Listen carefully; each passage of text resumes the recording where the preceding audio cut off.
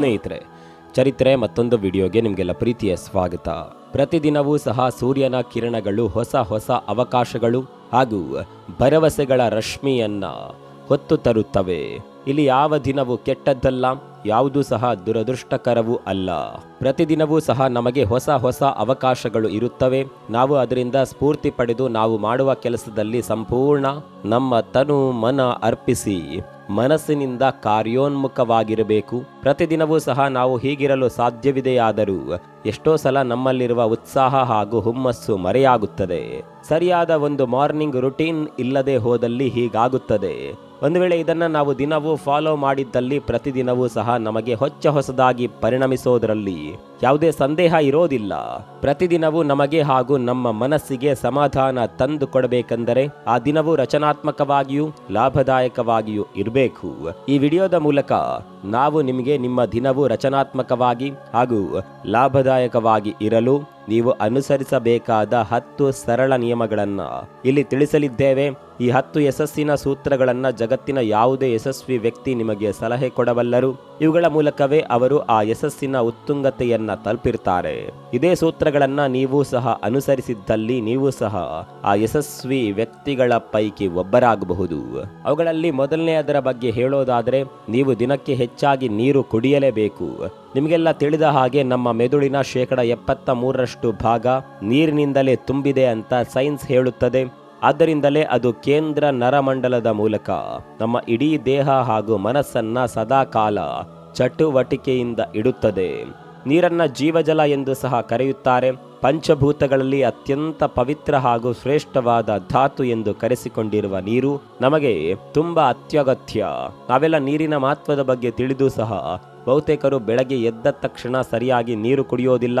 ಬೆಳಗ್ಗೆ ಎದ್ದ ಕೂಡಲೇ ಕುಳಿತು ನಸು ಬೆಚ್ಚಗಿನ ಶುದ್ಧ ನೀರನ್ನ ಸೇವನೆ ಮಾಡಿದ್ರೆ ಆ ಇಡೀ ದಿನ ನಾವು ಉತ್ಸಾಹದಿಂದ ಇರಲು ಸಾಧ್ಯವಾಗುತ್ತದೆ. ನಮ್ಮಲ್ಲಿ ಹೆಚ್ಚು ಜನ ನೀರನ್ನೇ ಜಾಸ್ತಿ ಸೇವನೆ ಮಾಡೋದಿಲ್ಲ. ಒಂದು ವೇಳೆ ಕುಡಿದ್ರೂ ಸಹ ತಪ್ಪಾದ ಭಂಗಿಯಲ್ಲಿ, ತಪ್ಪಾದ ರೀತಿಯಲ್ಲಿ, ತಪ್ಪಾದ ಪ್ರಮಾಣದಲ್ಲಿ ಸೇವನೆ ಮಾಡ್ತಾರೆ. ಸಾಕಷ್ಟು ಜನ ಇದರ ಬಗ್ಗೆ ಗೊತ್ತಿಲ್ಲದೆ ನಿಂತ್ಕೊಂಡು ನೀರು ಕುಡಿಯುತ್ತಾರೆ. ಇದು ವೈಜ್ಞಾನಿಕವಾಗಿ ತಪ್ಪಾದ ವಿಧಾನ. ಇದರಿಂದ ದೇಹಕ್ಕೆ ಸೇರುವ ನೀರು ದೇಹವನ್ನ ಚಟುವಟಿಕೆಯಿಂದ ಇಡುವ ಬದಲು ಹಾನಿ ಮಾಡೋದೇ ಜಾಸ್ತಿ.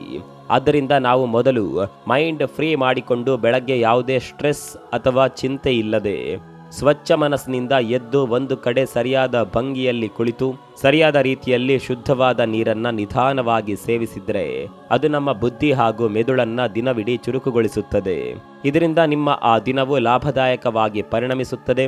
ನೀರಿನ ಬದಲಿಗೆ ನೀವು ಶುದ್ಧವಾದ ನಿಂಬೆ ಹಣ್ಣಿನ ರಸ ಅಥವಾ ಅದರ ಶರಬತ್ತನ್ನ ಸೇವಿಸಿದ್ರೆ ಅದು ಇನ್ನೂ ಒಳ್ಳೆಯದು. ನಿಂಬೆ ಹಣ್ಣಿನ ಒಳಗೆ ಸಿಟ್ರಿಕ್ ಆಮ್ಲ ಇರುತ್ತದೆ. ಇದು ನಮ್ಮ ಇಮ್ಯುನಿಟಿಗೆ ಸಾಕಷ್ಟು ಬೂಸ್ಟಪ್ ನೀಡುತ್ತದೆ. ಇದು ನಮ್ಮ ದೇಹದಲ್ಲಿ ಬಿಳಿ ರಕ್ತ ಕಣಗಳ ಉತ್ಪಾದನೆಯನ್ನ ಸಹ ಹೆಚ್ಚಿಸುತ್ತದೆ.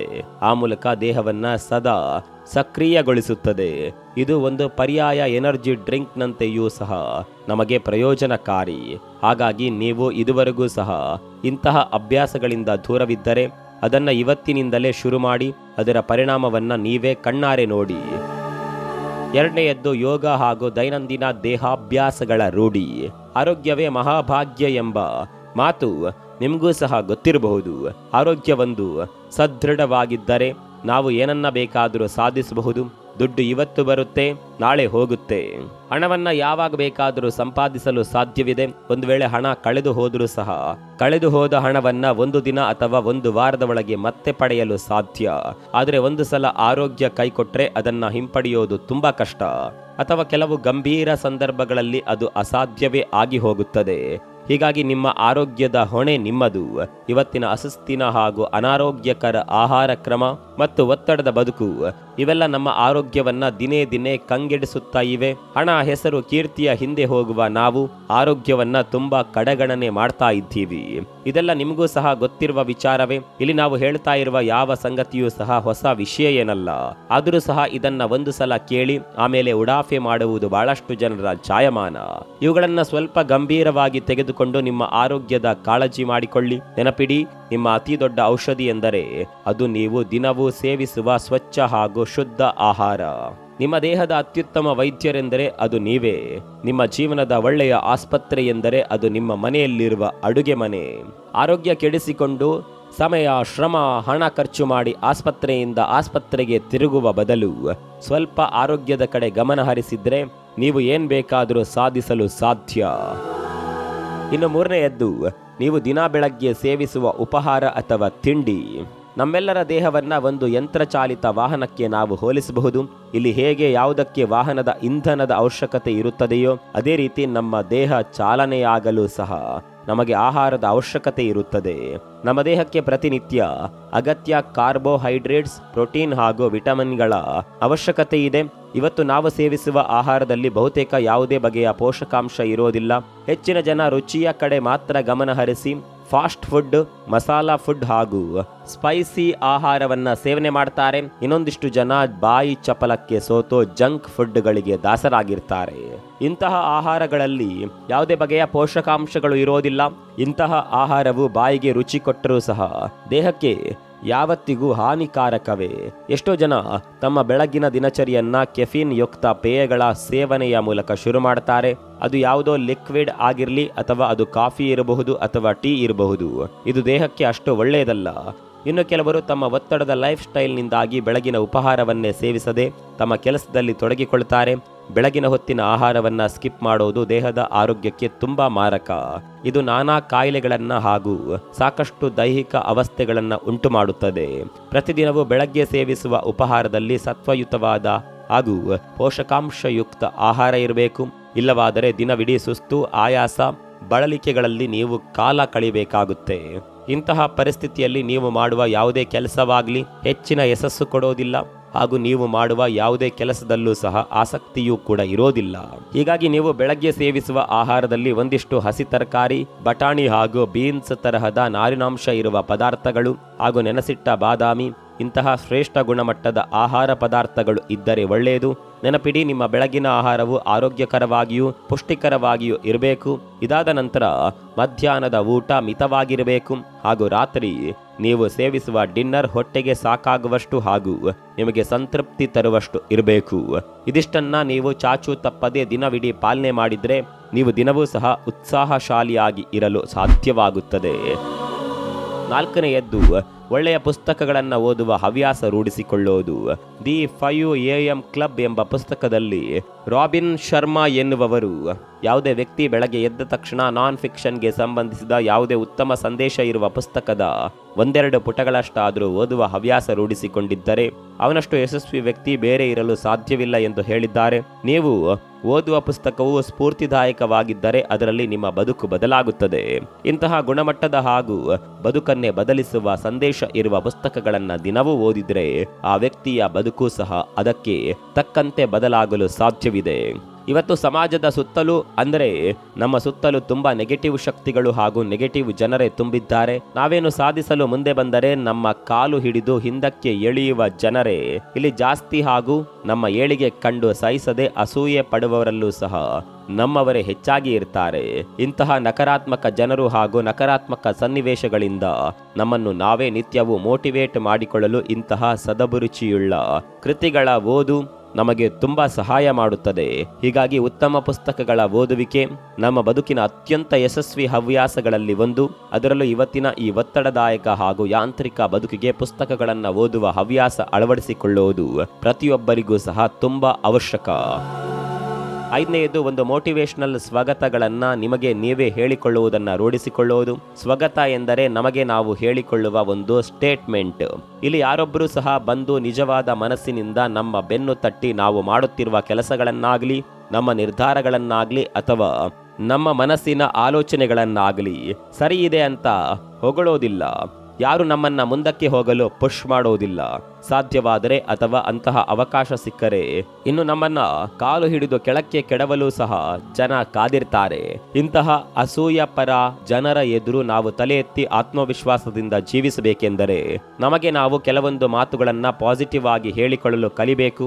ಅಂದ್ರೆ ಉದಾಹರಣೆಗೆ, ನಿಮ್ಮ ಬದುಕು ಅಥವಾ ನಿಮ್ಮ ಜೀವನ ಅದು ಹೇಗೆ ಇರಲಿ ಅದರ ಬಗ್ಗೆ ತಾತ್ಸಾರ ತೋರದೆ ನಾವು ಚೆನ್ನಾಗಿದ್ದೀವಿ, ನನಗೆ ಯಾವುದೇ ತೊಂದರೆ ಇಲ್ಲ, ನನ್ನಿಂದ ಏನ್ ಬೇಕಾದರೂ ಸಾಧ್ಯ, ನಾನು ತುಂಬಾ ಅದೃಷ್ಟವಂತ, ದೇವರು ನನ್ನನ್ನು ಇಷ್ಟಾದರೂ ಚೆನ್ನಾಗಿ ಇಟ್ಟಿದ್ದಾನೆ, ನನಗೆ ಆಕರ್ಷಕವಾದ ದೇಹ ಸೌಂದರ್ಯ ಇದೆ, ನನಗೆ ಸಹಾಯ ಮಾಡಲು ನನ್ನ ಹೆತ್ತವರು, ನನ್ನ ಸಹೋದರರು ಹಾಗೂ ನನ್ನ ಸ್ನೇಹಿತ ವರ್ಗ ಇದೆ, ಅವರೆಲ್ಲ ನನ್ನ ಕಷ್ಟಕ್ಕೆ ನನಗೆ ನೆರವಾಗ್ತಾರೆ, ನಾನು ಯಾವುದೇ ತರಹ ಚಿಂತೆ ಮಾಡುವ ಅಥವಾ ಯೋಚನೆ ಮಾಡುವ ಅಗತ್ಯ ಇಲ್ಲ, ದೇವರ ಬಲ ನನ್ನ ಕಡೆಗಿದೆ, ಪ್ರತಿಯೊಂದು ಸಹ ಇಲ್ಲಿ ಒಳ್ಳೆಯದಾಗುತ್ತೆ, ನಾನಂದುಕೊಂಡಿದ್ದೆಲ್ಲ ನೆರವೇರುತ್ತದೆ ಎಂದು ಮುಂತಾದ ಇಂತಹ ಮೋಟಿವೇಶನಲ್ ಸಂಗತಿಗಳನ್ನ ನಮಗೆ ನಾವೇ ದಿನ ಬೆಳಗ್ಗೆ ಒಳ್ಳೆಯ ಮೂಡ್ನಲ್ಲಿ ಹೇಳಿಕೊಳ್ಳಬೇಕು.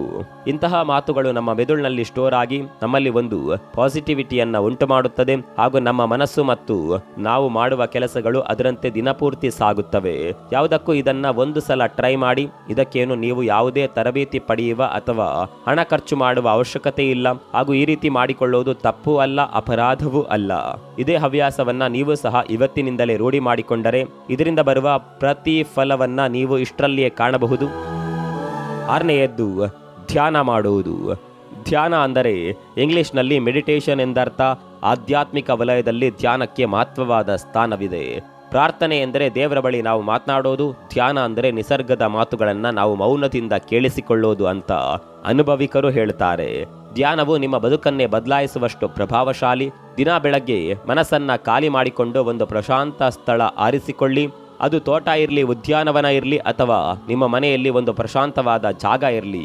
ಹೀಗೆ ಯಾವುದಾದರೂ ಒಂದು ನೆಮ್ಮದಿದಾಯಕ ಹಾಗೂ ನಿಶಬ್ದ ಸೂಚಕ ಸ್ಥಳಗಳಲ್ಲಿ ನೀವು ದಿನದ ಕೇವಲ 20 ನಿಮಿಷದಷ್ಟು ಧ್ಯಾನಕ್ಕಾಗಿ ಮೀಸಲಿಟ್ಟರೆ ಅದರಿಂದ ನಿಮ್ಮ ಜೀವನ ಗಮನಾರ್ಹವಾಗಿ ಬದಲಾಗುತ್ತದೆ. ನೆನಪಿಡಿ, ಮೆಡಿಟೇಷನ್ ಮಾಡುವಾಗ ಮನಸ್ಸಿನಲ್ಲಿ ಯಾವುದೇ ಬಗೆಯ ಮನಸ್ಸು ಕದಡುವಂತಹ ಆಲೋಚನೆಗಳಾಗ್ಲಿ ವಿಚಾರಗಳಾಗ್ಲಿ ಇರಲೇಬಾರದು. ಜೀವನದಲ್ಲಿ ತಲೆ ತಿನ್ನುವಂತಹ ಸಾಕಷ್ಟು ವಿಷಯಗಳು ಹಾಗೂ ಮೈಂಡ್ ಡಿಸ್ಟರ್ಬ್ ಮಾಡುವಂತಹ ಸಾಕಷ್ಟು ಸಂಗತಿಗಳು ಎಲ್ಲರಿಗೂ ಇದ್ದೇ ಇರುತ್ತದೆ. ಅವುಗಳ ಬಗ್ಗೆ ಸದಾಕಾಲ ಯೋಚನೆ ಮಾಡುವುದು ವ್ಯರ್ಥ. ಕೊನೆ ಪಕ್ಷ ಹಲವು ನಿಮಿಷಗಳ ಕಾಲ ಮೆಡಿಟೇಷನ್ ಮಾಡುವಾಗಲಾದರೂ ಈ ಎಲ್ಲ ವಿಚಾರಗಳನ್ನು ಮನಸ್ಸಿನಿಂದ ದೂರ ಇಟ್ಟು ಪ್ರಶಾಂತ ಮನಸ್ಥಿತಿಯಿಂದ ನೀವು ಧ್ಯಾನದಲ್ಲಿ ಕುಳಿತರೆ ಅದು ಆ ದಿನವಿಡೀ ನಿಮ್ಮನ್ನ ಉತ್ಸಾಹಶಾಲಿಯಾಗಿ ಇಡುತ್ತದೆ. 7ನೇಯದ್ದು ಬೆಳಗ್ಗೆ ನಸುಕಿಗೆ ಏಳೋದು. Early to bed and early to rise makes a man healthy, wealthy and wise ಎಂಬ ಸುಪ್ರಸಿದ್ಧ ಇಂಗ್ಲಿಷ್ ನಾಣ್ಣುಡಿಯೊಂದಿದೆ. ಇದರ ಅರ್ಥ ಬೇಗನೆ ಮಲಗಿ ಬೇಗನೆ ಏಳುವ ವ್ಯಕ್ತಿ ಆರೋಗ್ಯವಂತನಾಗಿಯೂ ಧನವಂತನಾಗಿಯೂ ಹಾಗೂ ಬುದ್ಧಿವಂತನಾಗಿಯೂ ಇರಲು ಸಾಧ್ಯ ಅಂತ.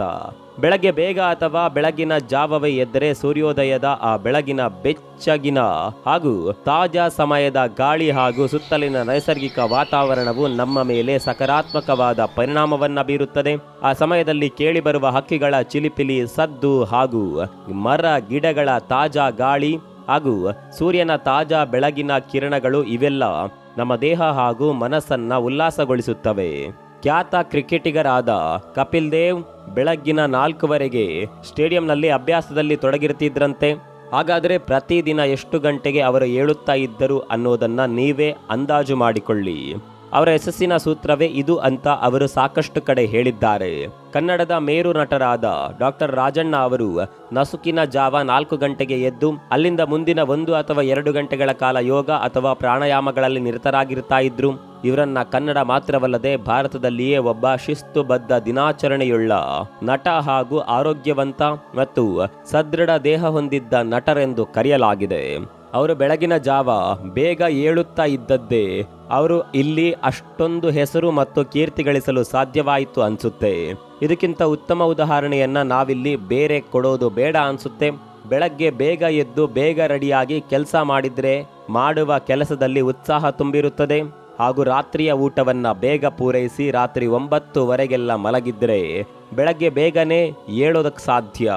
ಇದೇ ದಿನಚರಿಯನ್ನ ನಾವೆಲ್ಲ ರೂಢಿಸಿಕೊಂಡ್ರೆ ದಿನವಿಡೀ ನಮ್ಮನ್ನ ಕಾಡುವ ಆಯಾಸ, ನಿರಾಸಕ್ತಿ ಹಾಗೂ ಬಳಲಿಕೆಯಿಂದ ದೂರವಿರಬಹುದು. 8ನೇಯದ್ದು ನಾವು ಆಯಾ ದಿನ ಏನೇನು ಕೆಲಸ ಮಾಡಬೇಕು ಅನ್ನೋದರ ಟು ಡೂ ಲೀಸ್ಟ್ ಮಾಡಿಕೊಳ್ಳೋದು. ಇದು ಒಂದು ರೀತಿ ಡೈರಿ ಬರೆಯುವ ಹವ್ಯಾಸದ ತರಹವೇ. ಪ್ರತಿದಿನ ನಾವೇನೇನು ಕೆಲಸ ಮಾಡಬೇಕು, ಯಾವ ಕೆಲಸ ಮೊದಲು ಮುಗಿಸಬೇಕು, ಯಾವುದನ್ನ ಆಮೇಲೆ ಮುಗಿಸಬೇಕು ಹಾಗೂ ಯಾವ ಕೆಲಸವನ್ನ ಮುಂದೂಡಬೇಕು ಅನ್ನೋದನ್ನ ಮೊದಲೇ ಲಿಸ್ಟ್ ಮಾಡಿಟ್ಕೊಂಡು ಅದರಂತೆ ನಡೆದುಕೊಂಡ್ರೆ ಯಾವ ಕೆಲಸಗಳು ಪೆಂಡಿಂಗ್ ಉಳಿಯೋದಿಲ್ಲ.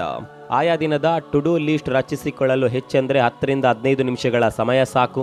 ನೀವು ಬೇರೆ ಯಾವುದೇ ವಿಚಾರವನ್ನ ಯೋಚನೆ ಮಾಡದೆ ಆವತ್ತಿನ ದಿನ ಮಾಡಬೇಕಾದ ಕೆಲಸಗಳನ್ನ ಒಂದು ಕಡೆ ಭದ್ರವಾಗಿ ಕುಳಿತು ಲೆಕ್ಕ ಹಾಕಿದ್ರೆ ಅತ್ಯಲ್ಪ ಕಡಿಮೆ ಸಮಯದಲ್ಲಿ ಈ ಕೆಲಸಗಳ ಪಟ್ಟಿ ಸಿದ್ಧವಾಗುತ್ತದೆ. ನೀವು ಇಲ್ಲಿ ಅವತ್ತಿನ ದಿನ ಮಾಡಬೇಕಾದ ಪ್ರಮುಖ ಕೆಲಸಗಳನ್ನ ಬರೆದಿಟ್ಟು ಅದರಂತೆ ಮುಂದುವರೆದರೆ ಒಂದು ಕಡೆಯಿಂದ ಎಲ್ಲಾ ಕೆಲಸಗಳು ಮುಗಿಯುತ್ತವೆ.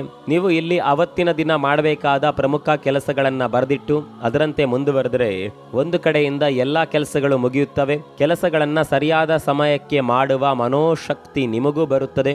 ಈ ಮೂಲಕ ನೀವು ಸಹ ಉದ್ಧಾರವಾಗಬಹುದು. ಈ ಹವ್ಯಾಸವನ್ನ ಇವತ್ತಿನಿಂದಲೇ ಮಾಡಿ ಅದರ ರಿಸಲ್ಟ್ ನೋಡಿ. 9ನೇದು, ಸೂರ್ಯನ ತಾಜಾ ಬಿಸಿಲನ್ನ ಮೈಗೆ ತಾಗಿಸಿಕೊಳ್ಳುವುದು. ಮರಗಿಡಗಳಿಗೆ ಮಾತ್ರವಲ್ಲದೆ ಸೂರ್ಯನ ಬಿಸಿಲು ನಮ್ಮ ದೇಹಕ್ಕೂ ಸಹ ಪಾಸಿಟಿವ್ ಉತ್ತೇಜನ ನೀಡುತ್ತದೆ. ಸೂರ್ಯನ ಬೆಳಕಲ್ಲಿ ವಿಟಮಿನ್ ಡಿ ಹೇರಳವಾಗಿರುತ್ತದೆ. ಇದು ನಮ್ಮ ಮೆದುಳಿನ ಕಾರ್ಯಚಟುವಟಿಕೆಯ ಕ್ಷಮತೆಯನ್ನ ಹೆಚ್ಚಿಸುತ್ತದೆ. ಇದರಲ್ಲಿರುವ ಸೆರೋಟೋನಿನ್ ಎಂಬ ಅಂಶ ನಮ್ಮ ನರಮಂಡಲವನ್ನ ಚುರುಕುಗೊಳಿಸುತ್ತದೆ. ಇದನ್ನ ಹ್ಯಾಪಿ ಹಾರ್ಮೋನ್ ಎಂದು ಸಹ ಕರೆಯಲಾಗುತ್ತದೆ. ಸೂರ್ಯನ ಬಿಸಿಲಿನಿಂದ ಒಂದು ಹಾರ್ಮೋನ್ ನಮ್ಮ ಮೆದುಳಿನ ನರಮಂಡಲದಲ್ಲಿ ಉತ್ಪತ್ತಿಯಾಗಿ ಇದು ನಮ್ಮ ಮೆದುಳಿನ ಸಾಮಾನ್ಯ ಅರಿವಿನ ಕಾರ್ಯವನ್ನ ಉತ್ತೇಜಿಸುತ್ತದೆ ಮತ್ತು ನಮ್ಮ ಆಲೋಚನೆಗಳ ಮೇಲೆ ಸಕಾರಾತ್ಮಕ ಪರಿಣಾಮ ಬೀರುತ್ತದೆ. ಸೂರ್ಯನ ಬಿಸಿಲು ನಮ್ಮ ದೇಹದ ಆರೋಗ್ಯಕ್ಕೆ ತುಂಬಾ ಉತ್ತಮ ಹಾಗೂ ಅಗತ್ಯ. ನೀವು ದಿನವಿಡೀ ಸೂರ್ಯನ ಬಿಸಿಲನ್ನೇ ತಾಗಿಸಿಕೊಳ್ಳದೆ ಕತ್ತಲಿನ ಹಾಗೂ ಆಮ್ಲಜನಕ ಇಲ್ಲದೇ ಇರುವ ಕೋಣೆಯಲ್ಲಿ ಹೆಚ್ಚು ಕಾಲ ಇದ್ದರೆ ನಿಮ್ಮಲ್ಲಿ ನಿರಾಸಕ್ತಿ ಹಾಗೂ ಆಲಸ್ಯದ ಅನುಭವ ಉಂಟಾಗುವುದು ಸಹಜ. ಹೀಗಾಗಿ ಸೂರ್ಯನ ತಾಜಾ ಬಿಸಿಲು ನಿಮ್ಮ ದೇಹವನ್ನ ಪ್ರತಿದಿನವೂ ಬೆಳಗ್ಗೆ ಕನಿಷ್ಠ 15ರಿಂದ 20 ನಿಮಿಷಗಳ ಕಾಲ ಬೀಳುವಂತೆ ನೋಡಿಕೊಳ್ಳಿ. 10ನೇ ಹಾಗೂ ಕೊನೆಯ ಸಲಹೆ ಏನಂದ್ರೆ, ನೀವು ಪ್ರತಿದಿನವೂ ತಣ್ಣನೆಯ ನೀರಿನ ಸ್ನಾನದ ಅಭ್ಯಾಸ ಮಾಡಿಕೊಳ್ಳಬೇಕು. ತಣ್ಣೀರಿನ ಸ್ನಾನ ನಮ್ಮ ಮೆದುಳು ಹಾಗೂ ದೇಹವನ್ನ ಚುರುಕುಗೊಳಿಸಿ ದೇಹದೊಳಗೆ ಬಿಳಿ ರಕ್ತ ಕಣಗಳ ಉತ್ಪಾದನೆ ಹಾಗೂ ಸರಬರಾಜು ಹೆಚ್ಚುಗೊಳಿಸುತ್ತದೆ. ಯಾರ ಮೈಯಲ್ಲಿ ಬಿಳಿ ರಕ್ತ ಕಣಗಳು ಹೆಚ್ಚಾಗಿರುತ್ತವೆ ಅಂತವರು ರೋಗ ನಿರೋಧಕ ಶಕ್ತಿಯನ್ನ ಇತರರಿಗಿಂತ ಹೆಚ್ಚು ಹೊಂದಿರುತ್ತಾರೆ. ಇದು ಎಲ್ಲ ರೋಗಗಳಿಂದಲೂ ನಮ್ಮನ್ನ ತಡೆಯುತ್ತದೆ. ತಣ್ಣೀರಿನ ಸ್ನಾನ ದೇಹದ ನರನಾಡಿ ಹಾಗೂ ಅಂಗಗಳ ಕಾರ್ಯಕ್ಷಮತೆಯನ್ನ ತೀವ್ರಗೊಳಿಸುತ್ತದೆ. ಇದರಿಂದ ನಮ್ಮ ಬುದ್ಧಿ ಚುರುಕಾಗಿ ನಮ್ಮ ನೆನಪಿನ ಶಕ್ತಿಯೂ ಸಹ ಹೆಚ್ಚುತ್ತದೆ ಅಂತ ಆಧುನಿಕ ಸ್ಟಡಿ ರಿಸರ್ಚ್ಗಳು ತಿಳಿಸುತ್ತವೆ. ಹೀಗಾಗಿ ಸಾಧ್ಯವಾದಷ್ಟು ತಣ್ಣನೆಯ ನೀರಿನಲ್ಲಿ ಸ್ನಾನದ ಅಭ್ಯಾಸ ಇವತ್ತಿನಿಂದಲೇ ರೂಢಿ ಮಾಡಿಕೊಳ್ಳಿ. ನೀರು ತೀರಾ ಕೋಲ್ಡ್ ಆಗಿರಬಾರ್ದು, ಮೀಡಿಯಂ ಮಟ್ಟದಲ್ಲಿ ಅದು ತಣ್ಣಗಿದ್ದರೆ ಸಾಕು. ಇದಿಷ್ಟು ರೂಲ್ಸ್ಗಳನ್ನ ನೀವು ಇವತ್ತಿನಿಂದಲೇ ಒಂದೊಂದಾಗಿಯೇ ನಿಮ್ಮ ಬದುಕಿನಲ್ಲಿ ಅಳವಡಿಸಿಕೊಳ್ಳುತ್ತಾ ಹೋದರೆ ಅದರಿಂದ ಆಗುವ ಪ್ರಯೋಜನವನ್ನ ನೀವೇ ಕಣ್ಣಾರೆ ನೋಡುತ್ತೀರಿ. ಇದಿಷ್ಟು ಈ ವಿಡಿಯೋದ ಸಮಗ್ರ ಮಾಹಿತಿ. ಈ ವಿಡಿಯೋದ ಬಗ್ಗೆ ನಿಮ್ಮ ಅನಿಸಿಕೆ ಏನು ಅನ್ನೋದನ್ನ ನಿಮ್ಮದೇ ಮಾತುಗಳ ಮೂಲಕ ಕಾಮೆಂಟ್ ಮೂಲಕ ತಿಳಿಸಿ. ಮುಂದಿನ ವಿಡಿಯೋದಲ್ಲಿ ಸಿಗೋಣ. ಅಲ್ಲಿವರೆಗೂ ನಮಸ್ಕಾರ.